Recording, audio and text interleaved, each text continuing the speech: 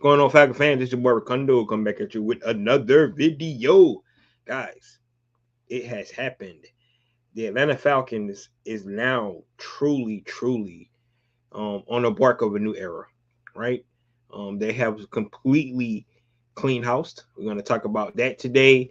We're going to talk about what actually really happened, for Arthur Blank to go down this road to go ahead and make this decision to clean house the way he did.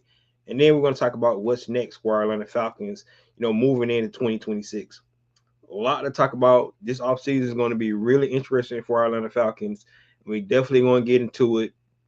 But, you know, we got to start off with we did beat the Saints twice this year, right? So, whatever happened, throughout the season, whatever, we can have some solace that the Atlanta Falcons now have a 2-series lead on the New Orleans Saints because we beat their butt twice this year. That game was exciting. It really was. Because it came down to the wire, just like the Falcons make it the fans stay in the stadium the whole game. That's what they do. They love to do that.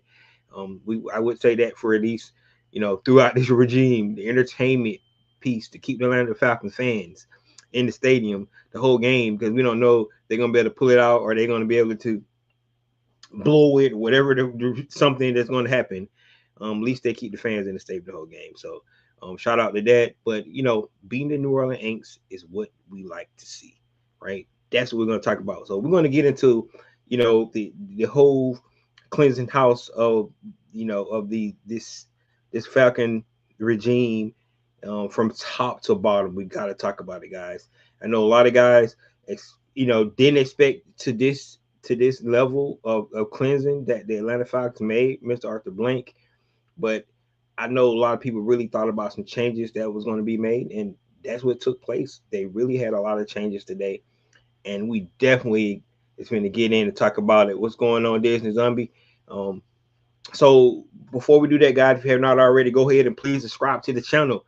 Please hit that notification bell so you're not dropping another video. Please hit the like button so I know you guys out here I talk about. Then please share my video throughout YouTube universe so more people can come here and talk about. That's right, these Atlanta Falcons. Yep. So appreciate that. Appreciate the sub.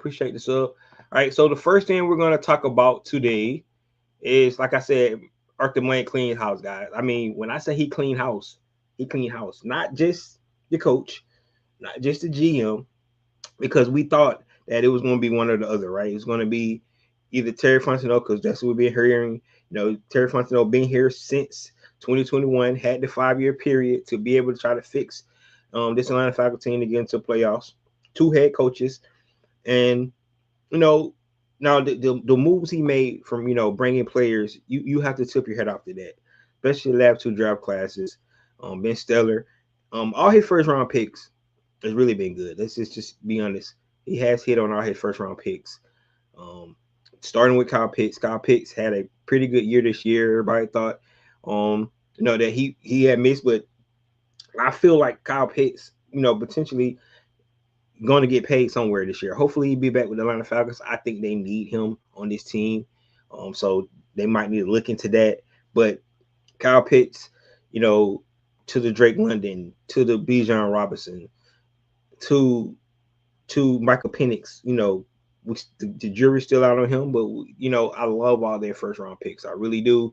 And to the Jalen Walker, to the James Pierce, right? Moving back into the first round to grab those guys. Grab those guys. And then, adding that trade, getting Xavier Watt into that as well.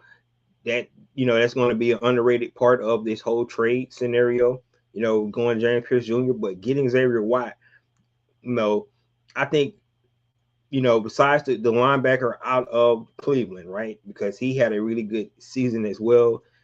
Being a rookie, James Pierce Jr., man, he should be right there being defensive rookie of the year, along with Xavier Watt. So out of the top 3 rookies of the year, like I said, it's a one linebacker out of Cleveland, Schwarzenegger, whatever his name is, and then James Pierce Jr. and Xavier Watt should be our top 3 defensive players and rookies of the year. I'm just throwing it out there. Somebody else got some other guys that played well, better than those three guys, let me know. But those three guys should be, consideration for defensive rookie of the year, without hands down, 100%.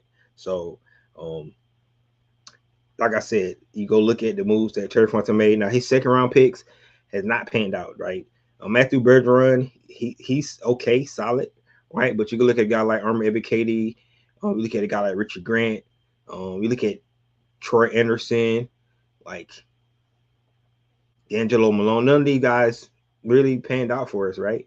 Just go look at his second round picks. The later rounds he did a little bit better. You go to get a guy like Tyler Algier, Billy Bowman, like I said, Xavier Watts, right? So you know Terry Fontenot, movement on personnels has been a mixed bag. It really has. Get a guy like Brandon Dorlus, Ruko Roro, look like those guys gonna be really good.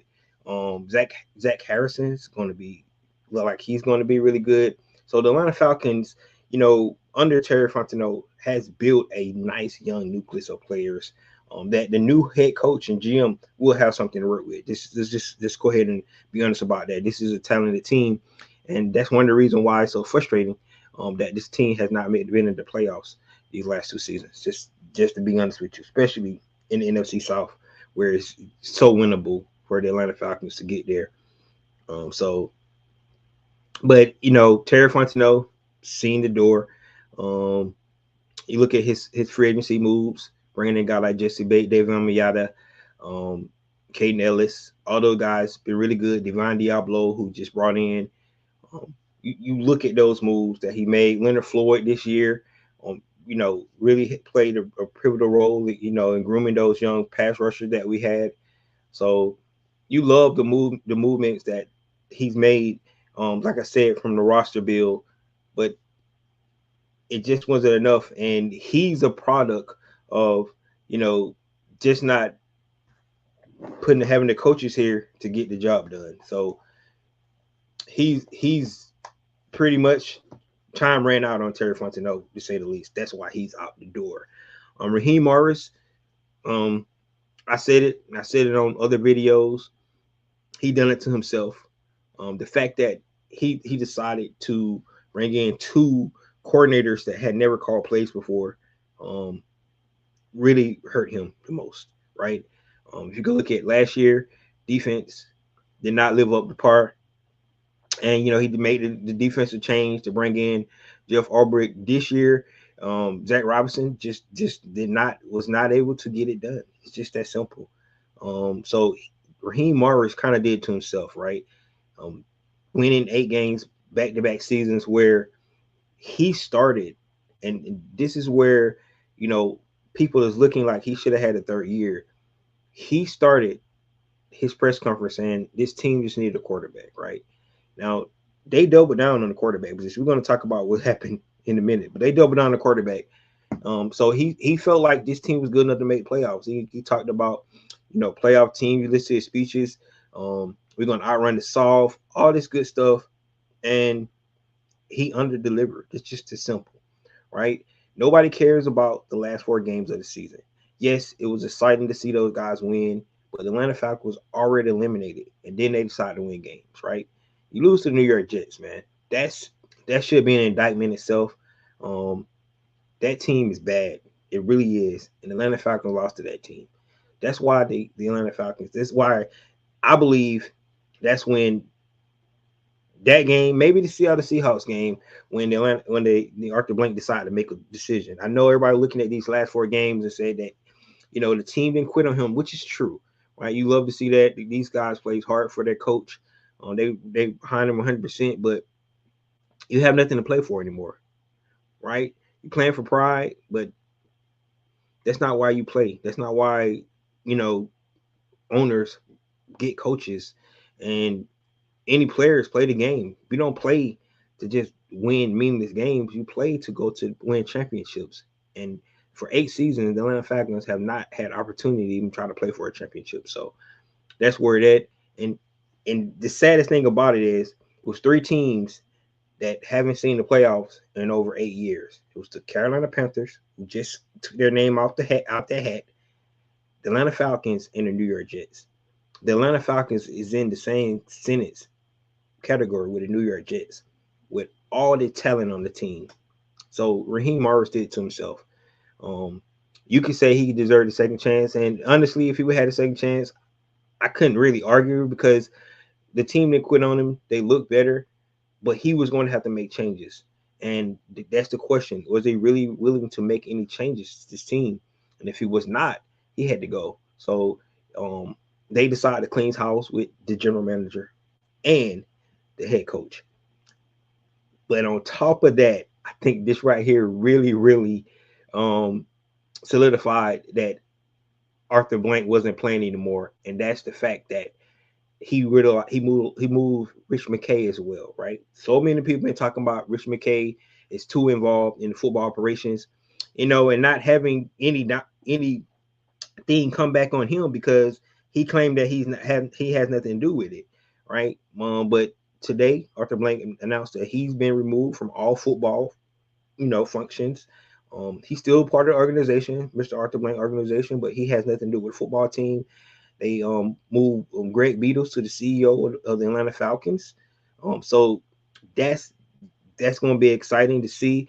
This whole new regime. So when I say they cleaned house, he really did. He went from top to bottom to Rich McKay to Terry Fontenot to um, Raheem Morris.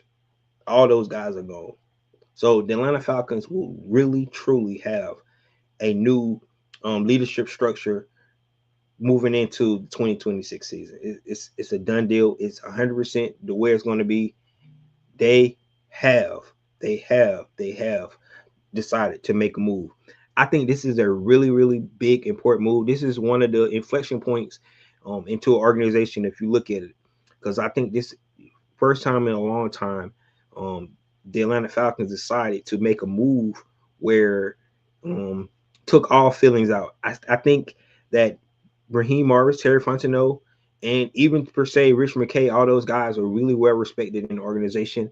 I think Arthur Blank has no ill will with those guys. I think um, he really liked those guys a lot. But this was completely about trying to bring the Atlanta Falcons to a point where they can call themselves a sustainable winnable franchise instead of continuous mediocrity and what we've been seeing over the years. 8 seasons, like I said, New York Jets 10 seasons, the Atlanta Falcons 8. Carolina was 8, but now guess what? Carolina is just punched their ticket in, thanks to us, of course. But we can't be in the same sentence with the New York Jets. So Rich McKay's out, Terry Fontenot's out, Raheem Morris out, and Atlanta Falcons are starting anew, completely starting anew. That's what you like to see. Hey, we're gonna see what happens in these next coming weeks. I think Mr. Arthur Blank do have a press conference on Thursday, so we can't wait to stand by to hear what he has to say. Um, and we're moving forward, man. That's what we gotta like. Definitely want to hear from you guys' opinion. I think most of us felt like one of those guys was going to be out the door. I think a lot of us felt like it was going to be Raheem Morris more than Terry Fontenot. On the reports, were saying it was more likely Terry Fontenot than Raheem Morris, right? But at this say doesn't matter. They both gone along with Rich McKay. Rich McKay he's still in the organization, so still probably have Mr. Arthur Blank ear. He's still on the part of the competition committee for the league, so he's still in there somewhere, but they wanted to stop blurring the lines, and he does not have the title of CEO anymore. It belongs to Greg Beadle, and that's just where it lies. I'm pretty sure he still is going to be in Mr. Arthur Blank's ear about certain things, and Arthur Blank is going to get his counsel, but at the same time, um, his title is nowhere near the Atlanta Falcons football organization, which that's what a lot of people wanted to hear. And I think the Atlanta Falcons can now have new eyes in there. Of course, we know they brought in 2 consultant agents, one for the head coach hire and one for the GM hire, right? So, and that's why I believe totally that the Atlanta Falcons decided to make this decision way before this four game winning streak. All right, I think the 4 game winning streak could have changed with Arthur Blank's mind, right? If you guys looked at he gave Raheem a big hug right after the game, right? It's total respect there. I think they really like Raheem. I really think they really like Terry. But at this point in time, it's not about likes. It's not about feelings and things like that. Which is this affect a lot of families, man. They really do. Right. This is not a good day. That's why they call it Black Monday, because it's really tough for a lot of coaches and especially front office people who got to uproot their families and start over somewhere else. I mean, kids that was in school, you think about a guy like Terry Fontenot been here 5 years. His kids have grown up here, right? Um, so it's tough, man. But at the same time, you got to make decisions, and that's why you got to respect this decision by Mr. Arthur Blank, because he's tired of just barely making it, right? The biggest question is why? Why was the Atlanta Falcons so inconsistent throughout this season? The last two seasons, right? They play a game like they played against the Buffalo Bills. They play a game like they played against the Los Angeles Rams, right? They play a game like they played against the Minnesota Vikings. But then you go out and play games like you played against Carolina in Game 3, like you played against the New York Jets, right? Those games, you just can't understand the vast difference of how these teams look, and you have to make a decision. You got to figure out what's the root cause, why this team can't seem to find the the foothold in being one of the teams. You look at a team like the Pittsburgh Steelers, and people want to say they haven't won in a while, which is true, but the fact that that coach always get his teams to play for the tournament, and because you never know what's going to happen, you have to get yourself in the tournament, man, to try to compete for a championship.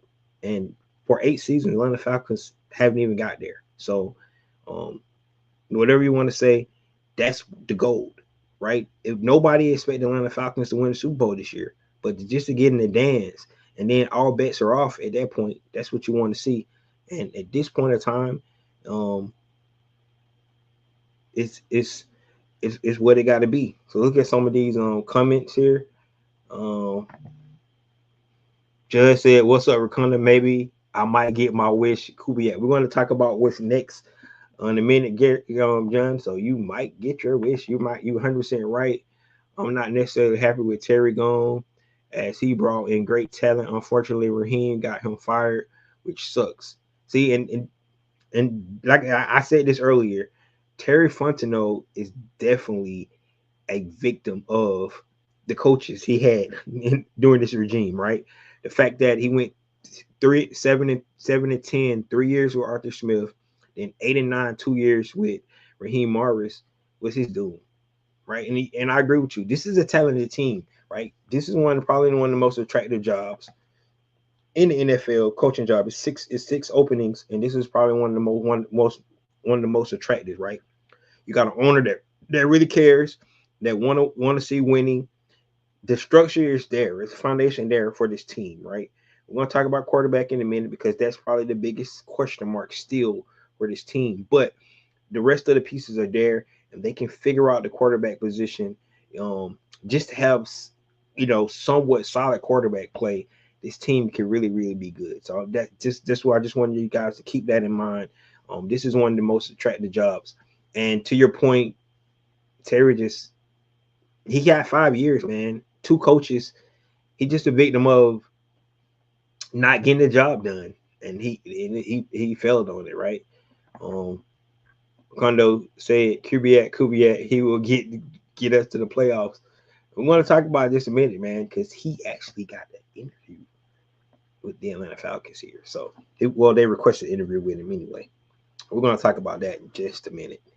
All right, so guys, let me know what you think about Mr. Blank cleaning house. I love it, man. It is what it is. He cleans house, man. Bye. It's not about likes and wants. It's about production and getting the damn job done. And unfortunately, in a results league where you is in the same sentence with the New York Jets of being the only two teams that's been over 8 seasons that has not been in the playoffs, you do not want to be in that sentence. I mean, look at the teams, the Raiders, how bad they are, right? They've been in the playoffs since the Atlanta Falcons been in the playoffs. Um, the Browns, they've been in the playoffs since the last time Atlanta Falcons been in the playoffs, right? All these teams, the Titans, they've been in the playoffs since the last time Atlanta Falcons been in the playoffs. Right? Only two teams over 8 seasons. That's the New York Jets with 10 and Atlanta Falcons with 8. That's unacceptable, 100%. So you got to start over. This is a big decision for Mr. Arthur Blank. I know it wasn't tough, it wasn't easy for him to do, but like I said, I don't think they made this decision last night. I think they made this decision a couple of weeks ago, and we just seen it play out, and it looks little different because the Atlanta Falcons was able to go on a 4-game winning streak. But I think after that Seattle game, I think they probably decided to cut bait then. They probably should have did it after the Jets game, but you know, that's where we at, guys. All right. So the question is, guys, what really happened, right? So what really happened, right? So I'm gonna say this first thing I think really hurt the Atlanta Falcons were the fact that 2 years ago, we're gonna go back 2 years, and this when Raheem Morris first got here. He said in the press conference, he talked about finding a quarterback, right? And they went out and got Kirk Cousins, $150 million contract, $100 million guaranteed, right? That's the decision they had to make. The dude, right? A guy that haven't won a lot in the playoffs. He's a solid veteran, but they believe that his presence would really add to this talent of this team and push the Atlanta Falcons over the hump, right? That's what they felt. So they signed Kirk Cousins. Everybody believed that the Atlanta Falcons, had a good guy at quarterback, a competent guy, a guy that, for over the past few years with guys like Marcus Mariota, Desmond Ritter, was going to be able to really do something with Kirk Cousins. But then 43 days later, the Atlanta Falcons decide to draft Michael Penix Jr., right? At the time, the whole world was shocked. I was shocked. You go back and look at my draft day pod that I had, how upset I was. I was upset about it, right? I got over it because they sold it well. They tried to spin it, and why they decided to make this move. They love Michael Penix. They thought he's going to be the future. They compared his arm talent to a guy like Matthew Stafford. Despite all the injuries and things like that, they decided to bring in Michael Penix Jr. All right. The biggest issue is that neither quarterback panned out. Right. And the jury's still out on Michael Penix Jr. Right? We know that, right? He's still under contract. I think he's going to recover and he's going to be decent. Hopefully, we hope that's going to be the case. But that's where they failed, guys. The quarterback decision, because they sold Arthur Blank and the whole organization on that. They fixed their quarterback position so well that we won't have to worry about it in the immediate and the future. And right now, that's in the air on both. On the future, it didn't work at all, right? In the present, we know it didn't work. We started 89, right? Kirk Cousins come in, coming off that Achilles injury, started off good. We 6-3, guys. We lose 6 of the last 8 games, right? Kirk Cousins going a 5-game, 5-game. We went on 4-game lose streak, but that 5th game, we probably should have lost to the Raiders because he played terrible in that game. That's when they decided to make the decision to bring in Michael Penix, right? But it was bad. Now, we don't want to have to relitigate the whole, it was the injured, not injured, whatever situation. But either way, he played really bad. They decided to move on with the future because that's what's the plan in the long run, right? They planned to do 2 years, and then they was going to cut bait. But they got accelerated because the poor play by Kirk Cousins. That's what happened. That's simply what happened. It got accelerated, right? Michael Penix showed a lot of promise in those last 3 games that he played for the Atlanta Falcons. He really did. He showed flashes this season before he went down, right? But the jury's still out on Michael Penix. We don't know if he's the future. And that's just being honest about it. We don't know if he's the future, but that decision to go spend, because you got to think about it. You spend $100 million on a quarterback, and you can't build anything else because once you pay the quarterback, now you got to take what you got with your team. And the Atlanta Falcons, Terry Fontenot and Raheem Morris sold the goods that the team is good enough when you got a quarterback that you owe $100 million. That's where the it started to fall for those guys. It's just that simple, because you can't have a guy that you're paying that much and you still not where you thought you was going to be. Everybody thought this team was better than what it was. Obviously, it wasn't a quarterback away. If we still can't win the lowly NFC South division, right? We it still wasn't good enough.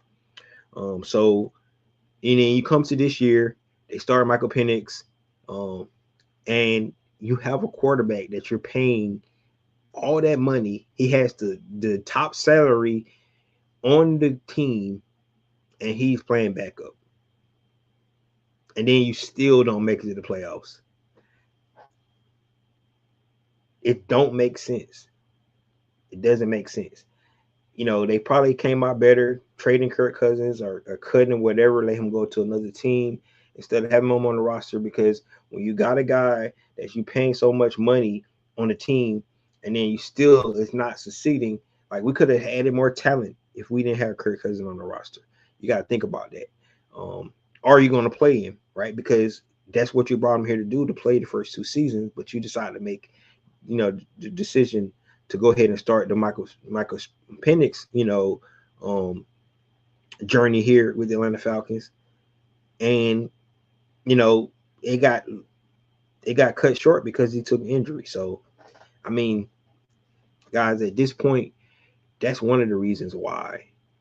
One of the reasons why. It's not the only reason, but that was the start of it. Because of course you had to think that Arthur Blank and backed that move to go in and pay $150 million to a quarterback, then draft Michael Penix Jr. You gotta believe that he backed it, right? He even came out and gave his 2 cents on it, where he backed the GM and the head coach on that decision, right? I think the other decision is that Atlanta Falcons, the inconsistency was just so bad. Special team was really bad this year. It was bad. It was bad. You get rid of your wide receiver coach after week 3, right? The receiver core did not improve. After that happened, it did not. Drake London was having a historical year. That was it. So doesn't you have to explain that you got rid of the guy that was your third leading receiver last year in Ray McLeod.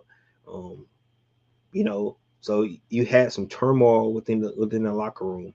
You had 3 kickers that was on the team. So special team was inconsistency. And then last but not least, the offensive side of the ball was just not good enough, right? The Atlanta Falcons' third down percentage, which is one of the things that you want to see how good the offense be, was not good at all. The offense was bad.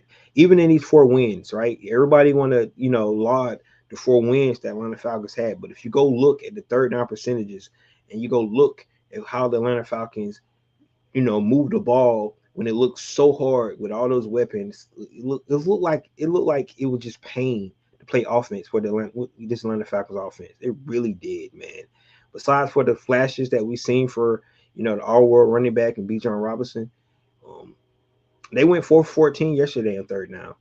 Monday Night Football, they scored 6 points in the second half. They almost blew that game because the offense was not good.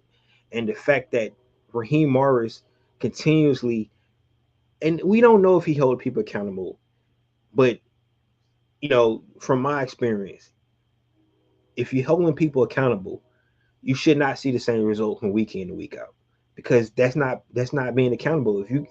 If you tell somebody, hey, I'm tired of being 30% on third down, or 20% on third down, or 10% on third down, because that's what we was in some games, and then you like, we need to fix it, or we're gonna make some changes. But every week in and week out, the same thing, and no changes are made.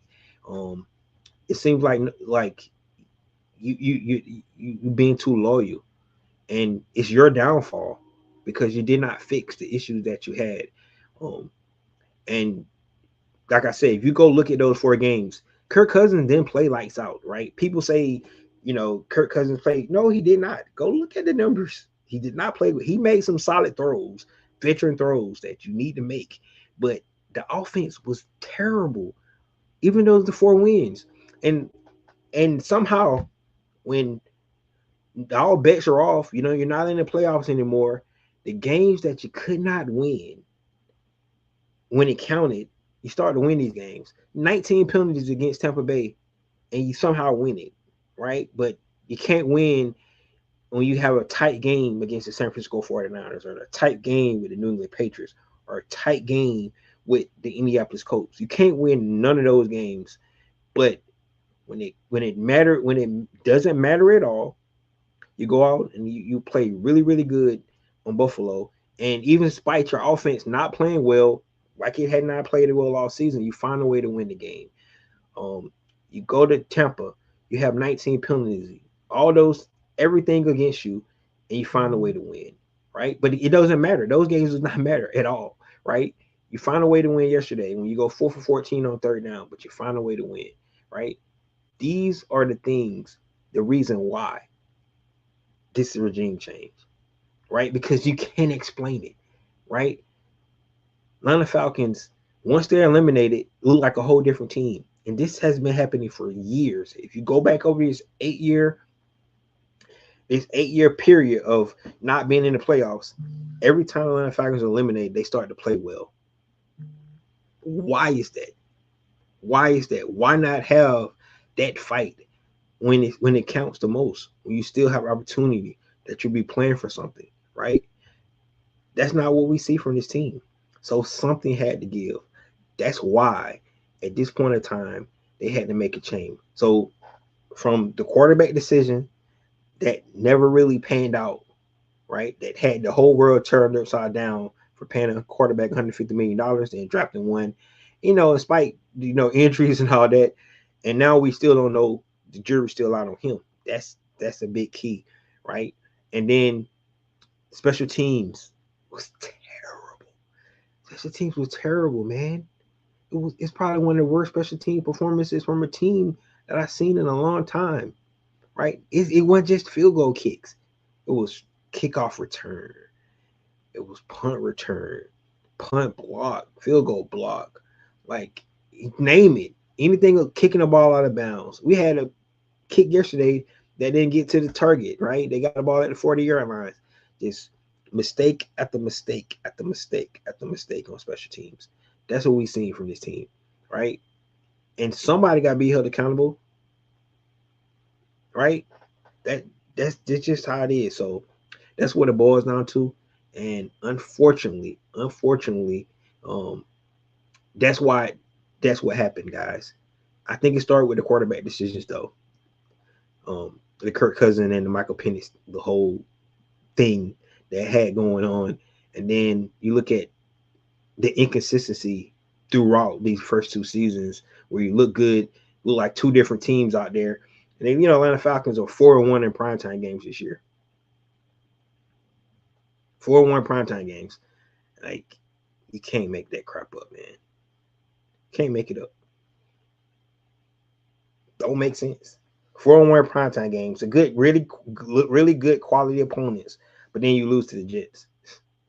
You can't make it up, man. Like, that's what happened. So you anybody want to know what happened? Let's just start with the whole quarterback shuffle that they had 2 years ago, and that didn't pan out, and we still don't know what's going on with that position now, right? And then the inconsistencies, the special teams, and with the offense. Defense, played so throughout the years that they played. The first year was terrible. That's why they made the coaching change. But I thought defense played really well this year. Fix some of the things that over time that had been plaguing the Atlanta Falcons. The pass rush broke the Atlanta Falcons pass rush record, for a season. They so many good things that we seen, but at the end of the day, man, wasn't good enough. That's what really happened. Look at some comments here.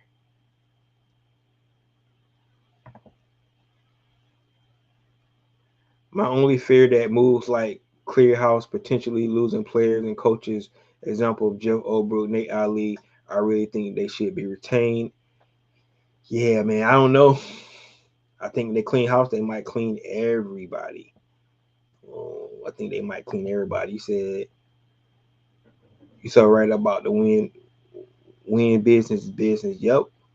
180 million. You're right, it was 180 million. I'm sorry about that. That didn't make it worse. I see 150 million. 180 even worse than 150.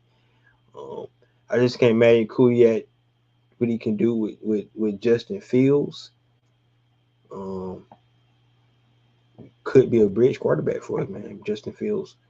I got a question. I don't know if it's for me, but one page told me that Phillip Rivers opinion head coach for us, but I hope that's not going to happen. It's just the media pages. I don't know. I'm gonna tell you about it in just a minute. I'm gonna tell you about the coaches that we have really got that the Falcons had asked to interview. So we're gonna talk about those coaches. I don't know about Phillip Rivers though. We'll have to see. You're saying Blank knew he was firing Morris and Terry for some time. It could have been the loss to Miami. I think it was either Jets loss or the Seahawks loss. That's what I believe it was. I think when we got eliminated, I think that was the Seahawks, if I'm not mistaken. But I think that's when he decided to go ahead and make that decision to cut bait. So, all right, let's go, guys, to what's next. Right. So, from cleaning house to what really happened to what's next. All right. So what's next? So I mentioned earlier that the Atlanta Falcons hired 2 consultant agencies, Sportology and I can't think the other one was, to bring in to look for a new head coach and new GM. Right. Um, so they've been working, and like I said, that's why I really believe that this decision been made a while ago. And the reason I say this because these guys been working already, looking at coaches, looking at GMs and stuff. They already been working, talking to Matt Ryan. Yes, Matt Ryan, who for all intents and purposes sounds like it's going to be our new president of football operations, right? That's what it sounds like it's going to be. A guy that's going to be over the GM and the head coach coming in. Now, the question is, if people say, well, he don't have any experience doing that, but he does have football experience, guys. He was the captain of a team, the CEO of a team for 14 years, and he knows, probably no defense is better than most, right? Of course, he knows offense. We know that. He understands what it needs to take the win, right? And then the biggest thing is he's Atlanta Falcon royalty. So bringing a guy in who we know for a fact that cares about what's going to happen to this organization.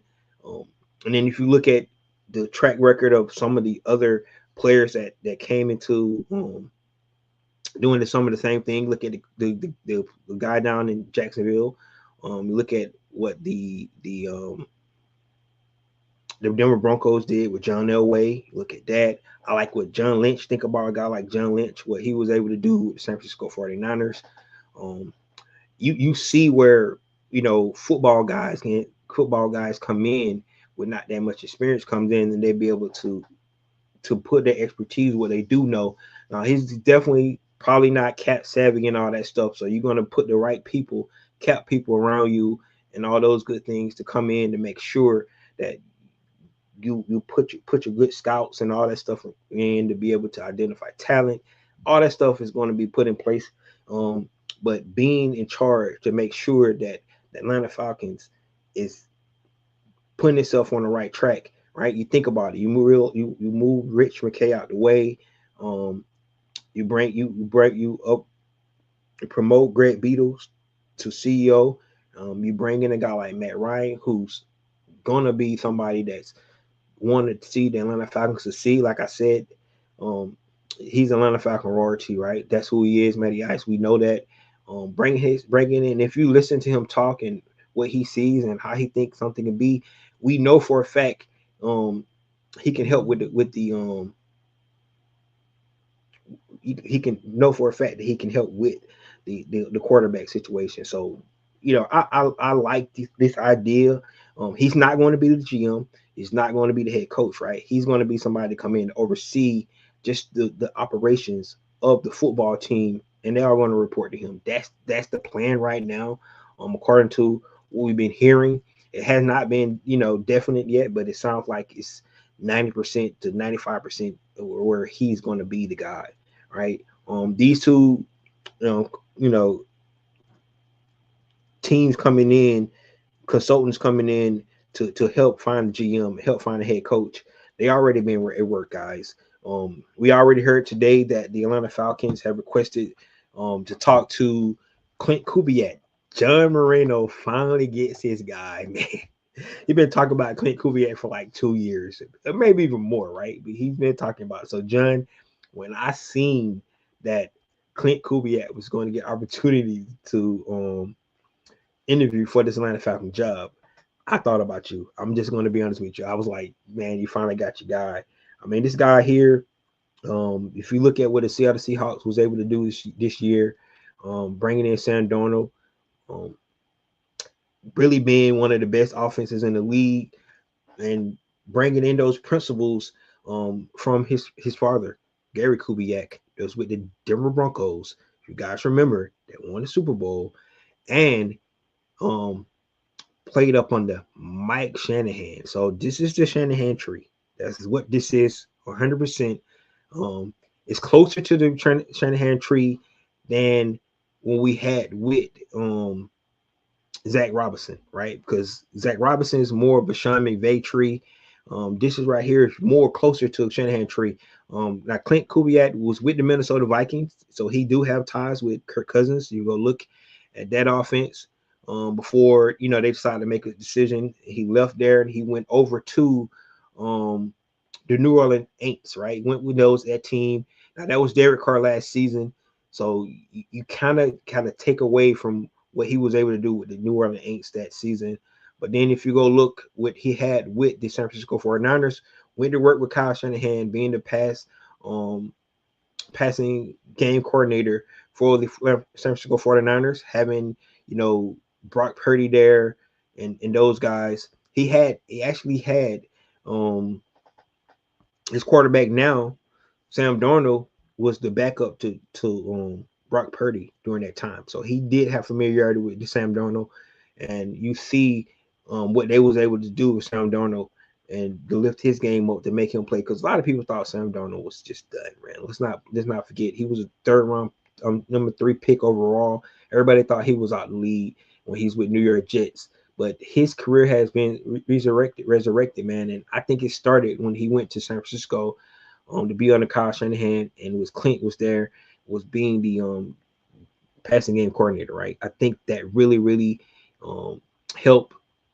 No, so he doesn't have a whole lot of coaching experience, but if you see what he was able to do with the offense, which I really believe that what's the Atlanta Falcons direction they need to go in. They need to be able to bring an offensive minded coach in, somebody that's going to be able to help with this young quarterback, because Michael Penix is going to be here for another 3 years, man. It's just the way it is.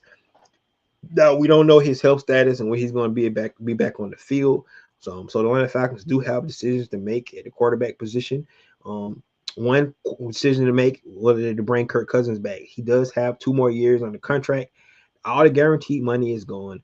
But if the Atlanta Falcons do decide to pick up Kirk Cousins, I think that's $35 million on the book. If they decide to cut him post June 1 cut, it'll be $45 million cap space. That's probably what they need to decide to do. Those decisions will be made once they bring in a GM and things like that. But I think the first thing they need to decide to do is bring in a head coach that is going to be able to work with the quarterback. That's the number one thing, right? the direction of the quarterback. Do this coach believe in Michael Penix? Do they believe Michael Penix has what it takes? Does they see the same thing that Terry and Raheem seen in Michael Penix? Because you gotta believe that your head coach believes in your quarterback. That's just one thing, right? So if that's the case. I talked about being an attractive job. If that the new coach believes that Michael Penix can be a franchise guy, he's gonna love this job because he feel like he has his quarterback. He have the pieces around his quarterback. Now he just have to fine tune and do some of those things. So that's going to really, really be really key. Now the question is, somebody mentioned that Jeff Ulbrich and Nate Ali and those guys, being retained. I think you know what the defense was able to do was really, really good. I'm not even trying to sugarcoat it. It was really good. Um, the question was, do you want to keep any residue from the Terry Fontenot or Raheem era? That's the question. And if not, the question is, if you don't bring in, you know, keep Joe Ulbrich, who would be your defense coordinator? Because what you don't want to do is stop the growth, the potential that you would just have from this young defensive core that you had. You do not want to kill that, man. You just do not want to kill that. I think if you look at any bright thing this year, the development of our young talent, especially on the defensive side of the ball, was tremendous. So that's something that they got to think about. But along with Clint Kubiak, they also requested to talk to Anthony Weaver of the Miami Dolphins, defensive coordinator. You know, um, another guy. I don't like that because I don't want to go defense. It's just me. I think they need to go offense. Um, but they have requested to talk to Anthony Weaver and also Kevin Stefanski, right? He's another guy that's going to talk to Atlanta Falcons as well. A guy who's a two-time coach of the year, kind of skeptical about, his ability to coach quarterbacks because he don't had 13 quarterbacks since he's with the Cleveland Browns, and none of those guys are paying out. So I don't know about that. But you do know he's a good coach, right? Being the coach of the year twice, when he did have good quarterback play, he's a guy that's going to run the ball. That's what he really wants to do, and he's a good offensive mind. So, and he's a veteran guy, so it might be somebody they might want to consider when they're looking at a guy like Kevin Stefanski. He might be somebody that they might bring in. Clint Kubiak he's up under that Mike Shanahan tree. The wide zone is there. All those principles, which the Atlanta Falcons offensive line is already built on, right? It's there. So they want to make a decision to bring in a young guy. Clint Kubiak is only 38 years old, so he's going to be a young coach. He has to put a good team around him, and he can't pull a Raheem Morris and bring in his buddies, guys that when I get a job, I'm gonna hook you up. No, man, do not do that. If they do decide to go down the Clint Kubiak role, you need to bring in some veteran coaches with him, somebody that will allow him to grow, because he's still going to probably call plays to be the offensive coordinator, but to help him with the everyday, all the other coaching aspects that he's going to need to be doing. That's what he needs to happen. Um, so those are three guys right now. Like I said, I haven't heard anything else. If you guys have heard about any other coaches that Atlanta Falcons could be considering, let me know. But guys, they already started. They have already started. That's why they got ahead of the game, right? They didn't want to waste time and make an announcement today. They did it last night. They can get on to track and trying to make this thing fast. It's 6 head coaches' job, so you do not want to be the team that get the leftovers, right? You want to get on it quick. Now, I do believe that the Atlanta Falcons have one of the most attractive jobs, like I said, for its talent, right? You look at a team like the Cleveland Browns. The Cleveland Browns, they do have a young talent. You guys know I love Shadur Sanders. I don't know if they're gonna give him opportunity to be the starters. We know Deshaun Watson's coming back next year as well. They got their young talent was really, really good. Their draft class they got 2 draft picks this year, so that's a good starting place for a coach to come in on the Cleveland Browns. The Tennessee Titans got a lot of work that's going to need to be done, so I think that's not as attractive as Atlanta Falcons. The New York Giants, they might have been able to find their quarterback, so maybe a lot of people might think that that's going to be attractive, you know. So do you have the Arizona Cardinals? They got a decision to make with Kyler Murray. They're going to make by March and see how that pans out. Um, who else you have? The Las Vegas Raiders do not have a quarterback position, but they got number one overall pick, so they can definitely go ahead and pick a quarterback.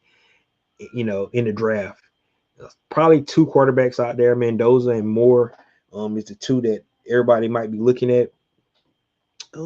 So if they like those, that's where they would go. And then new coach coming in, going to have a quarterback to start his tenure off with. So that's where it's looking. But I think Atlanta Falcons do have one of the most attractive jobs, man. Look at the talent that's on this team, which is why this decision was made, man. Because the Atlanta Falcons is too talented. I mean, just listen to this. We got a player that went over 2,300 yards, right? 2,300 yards. We're not in the playoffs. We have a rookie that 10 and a half sacks, right? 57 sacks. We broke the Atlanta Falcons record. We're not in the playoffs. All those good historical things that this team has done, you know, accolades and things like that. And we're the team on the outside looking in because the inconsistencies that we have had. Like it's a shame, man, that the world won't get to see Bijan Robinson more. Right? They got to see him 5 times this year on prime time, but seeing him in the playoffs, trying to play in the tournament would have been awesome. It would have been, man. It just would have been great to seeing that defense cut loose, and build on that sack total that they had. 57 sacks would have been great. That would have been really great for this team. So, it's so bad that it came to this. But the new coach coming in got a good team to start with. GMs, we haven't heard anything about GMs. Um, I'm gonna leave that to all the football nerdy guys about the GMs, man. Um, we did hear one about the assistant GM for the Chicago Bears have ties with Matt Ryan. That was out when Jay Glazer was talking about this whole report of Matt Ryan coming in as president. So that's one of the things you definitely could look at. Taking a guy from established, front office like Chicago, because you like the moves. Look at their drafts. Look at the moves they have made. They built that team up the right way. But these consulting firms is definitely going to help out with the organization. Is trying to bring in the right team, right? You want somebody to be aligned with the president, to the GM, to the head coach. That's what you want, right? You want somebody that's going to establish a culture here, and you want somebody to be able to hold somebody accountable. That's what you're going to be. So, if Clint Kubiak that guy, you don't know, maybe take something from his dad. It's time he spent with Mike Shanahan and the Shanahan guys. Maybe he is the right guy. We just don't know. But is Kevin Stefanski that guy? We just don't know. Right? We don't know what the direction these guys are going to go in, but we do know that this is a big moment for the Atlanta Falcons. This is something that they got to get right. They got so many decisions to make. Once they do get a GM in, they got to figure out about Kyle Pitts. I'm gonna go ahead and throw my opinion out there. I think they should franchise Kyle Pitts until they come up with a good price for him. I don't think they should let Kyle Pitts out the door. I think he had a really good year. He almost had 1,000-yard receiving. I think he's a talent that you definitely want to keep on this team. I don't want to see him walk out the door. I think Kay Nellis and Kay Nellis want to see him back, but don't know who's going to be the new defense coordinator and how they want their linebackers to play. So that's going to be a big thing as well with him. But those two guys definitely want to see if the Atlanta Falcons decide to bring back. Of course, Tyler Algier. You don't want to keep him from getting his bag though. So if a team will go out there and pay him big money to be their starting running back, you got to let him go, and do his thing. So that's going to be huge. But if Tyler Algier can come back, that would be great. But he won't be able to come back on the money that he wanted to come back on. So that's a big thing. So those are decisions that Atlanta Falcons on Kirk Cousins. They got to make a decision on Kyle Pitts. They got to make a decision on Kate Nellis, Tyler Algier. Those guys, I think is really, really pivotal to this team, right? Kirk Cousins might be 38. I think the Atlanta Falcons should cut him, get more cap space, and bring in a bridge quarterback. That is what I think. And I think you got to find out what you got with Michael Penix. And that is the new coach, even like Michael Penix. So, like I said, it's a lot of unknowns right now, what direction this team want to go in. But we just got to see. Let's look at some of these comments down here. All right, let's go where we at.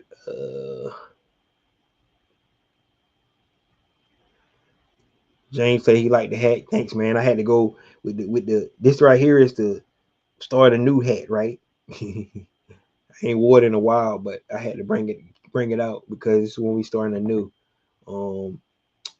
The right track is to get Lamar Jackson and win the championship. Yeah, they're not gonna let Lamar go. That's one of those pipe dreams, man. It's one of the pipe dreams. He says Dan Reeves tree. Okay. Yeah, I didn't know that. All right, I didn't know that. I like Dan Reeves. I really like the Dan Reeves, man. I really like Dan Reeves. Said Dan Reeves, Gary Kubiak was on the Dan Reeves. I really like the Dan Reeves, man. I thought he was a great coach. I mean, he helped develop Michael Vick. You saw what he was able to do with Denver. They went 4 straight Super Bowls, didn't win, but they did go to Super Bowls, man. That's what you want to do. DK Stacker said Mike McCarthy. He might be on the short list. I don't know how they feel about him. He's a Super Bowl winning head coach. It started with Tom Landry, Dan Reeves, Kubiak. It's a tree. Every name that you just mentioned, man, is all really, really good coaches. So I love that. I love that. You said Ulbrich had that D looking promising. Yes, Jeff Ulbrich really did. The question is, do you want any residue left over from the Raheem Morris era? That's the question. You know, that's the question they're going to ask. And the new coach, do they want Jeff Ulbrich to be their defensive coordinator? You said Weaver's a Rooney Rule interview. Probably more than likely. You're probably right. I'm not going to hold you on that. You're probably right. If the Falcons hire Kubiak, he will bring in his brothers, and they will have a legendary father, Gary, on the side. Who is his brother, man?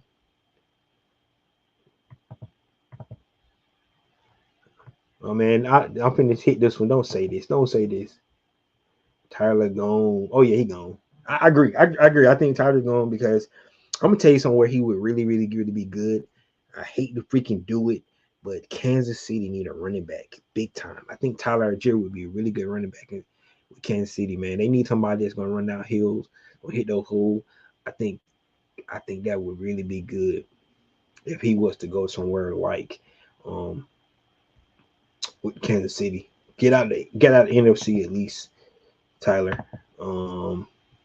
San Francisco offensive coordinator is his brother. Oh, okay. So he bring your brother in. You got to give him a bigger role because he can't bring him in as OC because Kyle got him as OC. Kyle like, you're not taking him.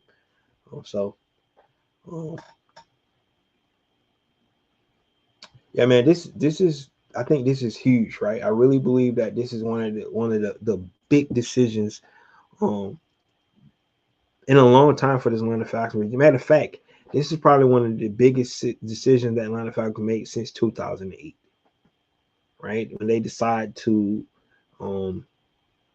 start over, when the whole Michael Vick thing happened, and then they brought in Mike Smith. They went and got Michael Burner Turner, and then they drafted Matt Ryan, right? And if you go look at from 2008 to that 2017 season, Those are some of the best years in Atlanta Falcons history, guys. Those are some of the best years in Atlanta Falcons history, hands down.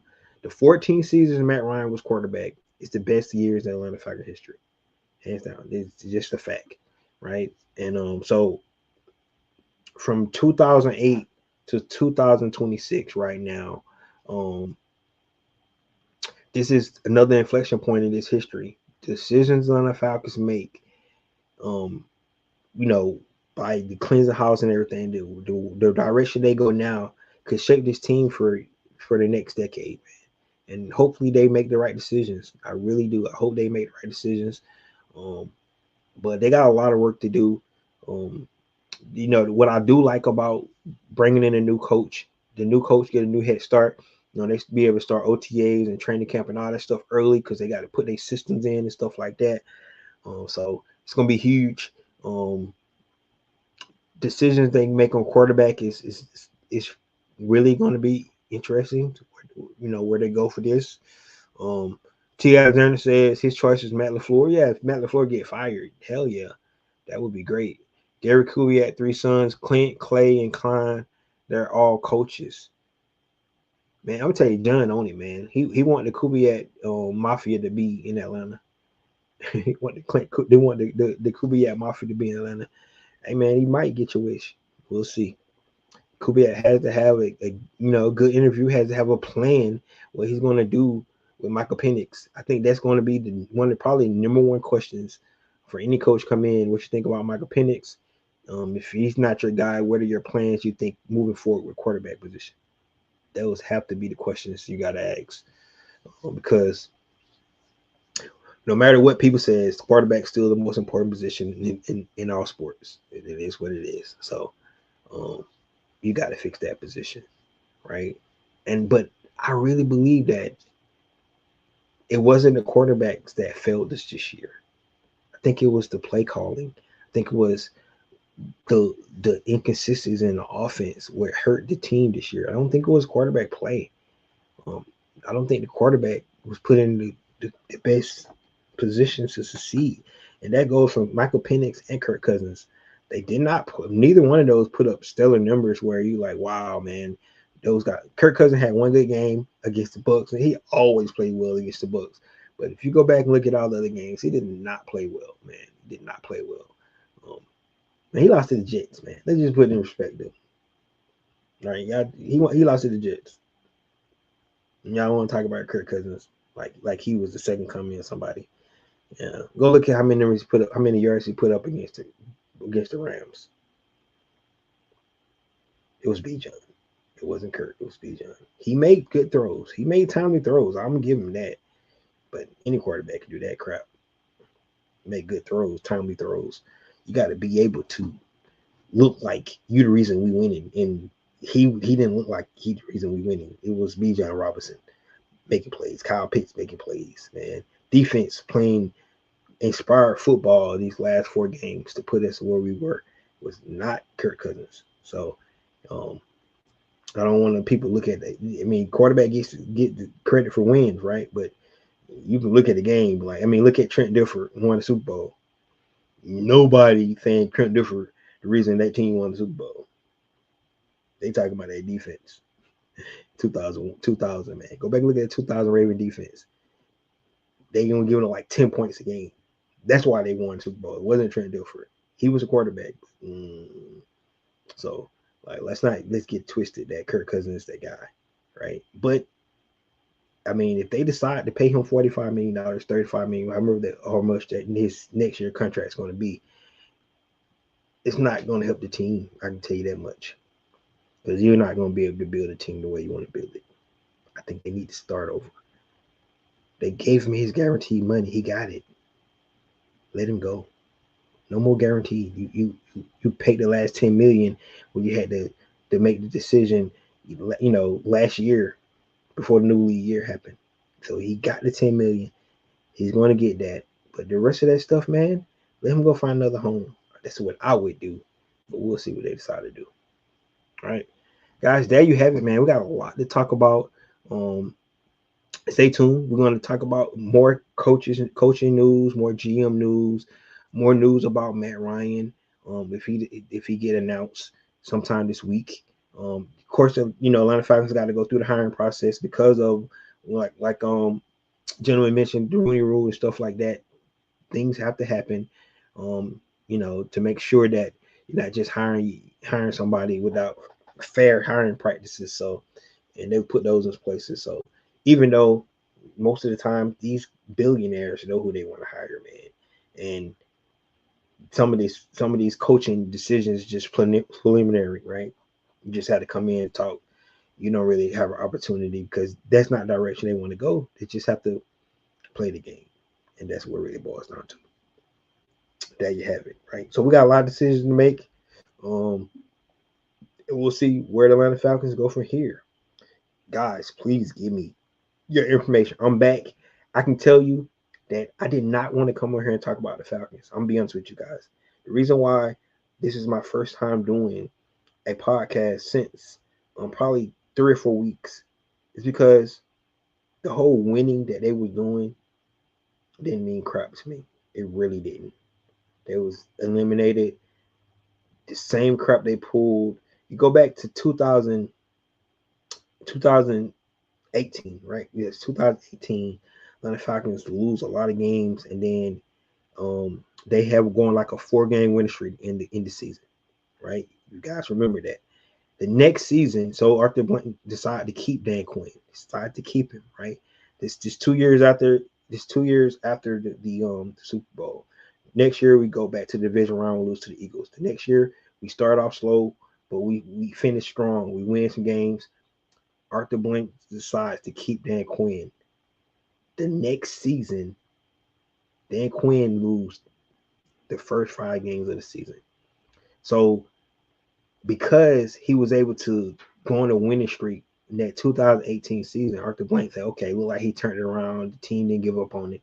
We start the season, we go 0-5, and then he cut bait. He could have did it a year earlier, guys. That's the point I'm making. Could have did it a year earlier, but he waited because Dan Quinn decided to go on this winning streak where it didn't matter anymore. We was already out of playoffs. Same situation we just had with Raheem Morris, right? Out of playoffs. We somehow miraculously going a 4-game winning streak, which was great. I'm not taking nothing away from it, but it didn't mean anything. And I believe that he had already made his decision before that anyway. And there wasn't no turning back. So that's where it is. I do wish the best for Raheem and Terry. I like both of those guys, man. I really like Terry Fontenot a lot. I think he did a really, really good, great job, being a first-time GM. He learned a lot from the Aints organization. I don't like that, but I think he did a really good job. I do, man. And I wish those guys the best. I think Raheem Morris is a really good coach, but he's not a head coach material, man. I think he needs to go back to defense coordinator. I think he's really, really good at that. And he's definitely going to get an opportunity somewhere in this league again, being a head coach. Him and, Terry, don't go back to the Aints, man, because we're going to hate you then. I'm just telling you that right now. Stay away from that team, right? Don't do that. So there you have it. Guys, this is your boy Ricondo coming back at you with another video. Peace.